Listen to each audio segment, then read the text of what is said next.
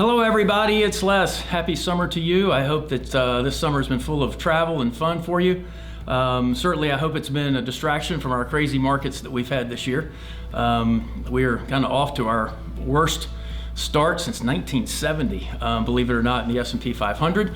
Although the last week or so has been pretty good to us, and we're hoping as we get into the fall season that we'll see better returns and we'll begin to feel a little more enthusiastic about things.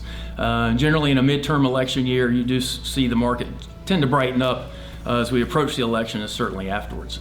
But that said, this year, stocks have been down. Fixed income investments have been down, which typically is supposed to be somewhat of our safer investment portfolio. Crypto, if you're into that, has been down this year. So there hasn't been a whole lot of room or places to hide, really, portfolio-wise. And so this is kind of, it's been a fresh reminder for Jason and I this year that there's a potential solution to some of this volatility, especially if it kind of keeps you up at night. And that is the idea of some type of insurance product called an annuity. You may have heard of annuities. They typically get a bad rap in the public press, but generally speaking, the articles that we read certainly don't do them justice. Over the years, I've used them in client portfolios as a part of a portfolio, if it makes sense, and they offer multiple benefits. The main benefit really is when markets get volatile like this, they offer a level of downside protection for your portfolio. So that can make you feel better, a little bit better, right, when markets are down. And then if markets do well, you can also gain some of the upside of the markets. So they kind of bracket your returns, kind of take some of the bottom off, and then they can limit some of the upside, but it narrows that range of returns for investments, which can be a little more comforting.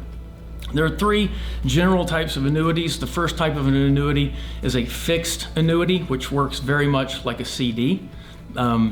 One advantage of interest rates going up this year is that insurance companies are able to offer better returns on our fixed annuities. So just a year ago, a 3-year fixed annuity might offer you a return of about 2%, which doesn't sound all that great.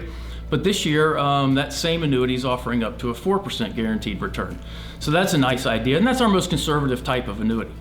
In the middle, you find your registered index-linked annuities, or RILAs, where your money is associated with an index, say the S&P 500.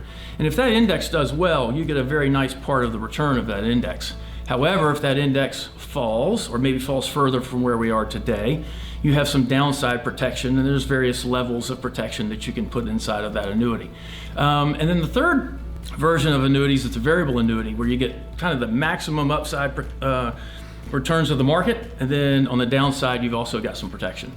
All three types of annuities can later be turned on for a income stream, guaranteed payments similar to Social Security or similar to a pension. That gives you peace of mind in retirement, knowing that the cash flow is going to keep coming, and there's all kinds of different ways to do that. So it's a topic that if you would like to discuss with Jason and I, we think it could make sense in your portfolio. It's certainly nothing that has to be in your portfolio, but I think it's at least worth a discussion. And I think this year has been a reminder that we haven't seen inflation like this in 40 years. So times are pretty different, calls for different solutions. So if you'd like to have a discussion, please let Jason or I know, or Mara, and we will have those discussions in your next review.